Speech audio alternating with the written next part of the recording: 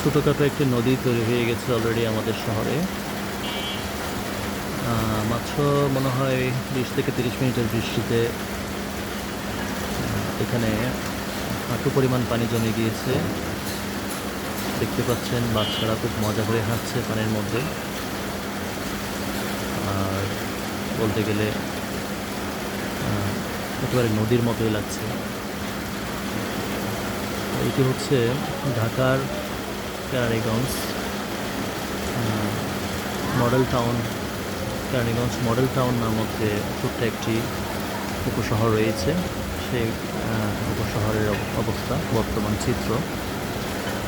তো এই চিত্র কিন্তু শুধু এই শহরের না, এই মডেল টাউনের না, এটা সারা বাংলাদেশেই কিন্তু দেখা যায়। বিশেষ করে চট্টগ্রামে দেখা যায় এই অবস্থা, ঢাকার মধ্যে তো বিভিন্ন জায়গায় দেখাই যায়।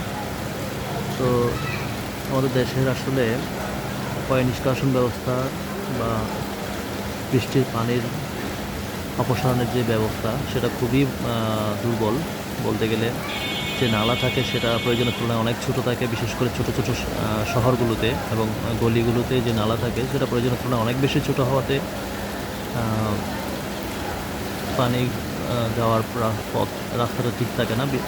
স্পেশালি শুষ্ক মৌসুমে, শুকনো দিনে অথবা যেদিন বৃষ্টি হয় না, তখন দেখা যায় রাস্তার যে ধুলোবালি, ময়লা, বিল্ডিংয়ের কাজের যে ময়লা অথবা দোকানের যে আবর্জনা, সেই সবগুলো আবর্জনা কিন্তু তারা ঝাড়ু দিয়ে ম্যাক্সিমাম সময় ছোটো ছোটো যে নালা থাকে আশেপাশে ওই নালার মধ্যে ফেলে, অথবা রাস্তার ধারেই ফেলে রাখে, আশেপাশে ফেলে রাখে। তো সেখান থেকে কিন্তু বৃষ্টি শুরু হলেই একেবারে ধুয়ে মুছে সেই সব ময়লা নালার ভিতর গিয়েই পড়ে। যার কারণে নালাগুলো ছোটো ছোটো, এই যে সরু নালাগুলো গ্রামের ভিতরে, মানে ছোটো ছোটো শহরের ভিতরে একেবারে গলির ভিতরে যে ছোটো ছোটো নালা থাকে, সেই নালাগুলো একেবারে শুরুতেই কিন্তু ব্লক হয়ে যায়। ফলে যেটা হয়, বৃষ্টি হতে না হতেই কিন্তু এই দুর্দশা তৈরি হয়ে যায়, শুরু হয়ে যায়।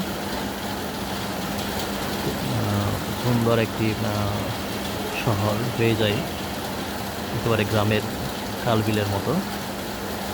তো এই অবস্থা থেকে মুক্তি পেতে হলে অবশ্যই আমাদের সচেতনতা দরকার।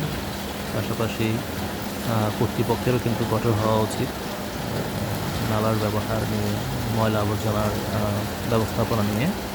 তাহলেই হয়তো কিছুটা এর থেকে রেহাই পাওয়ার সম্ভাবনা রয়েছে।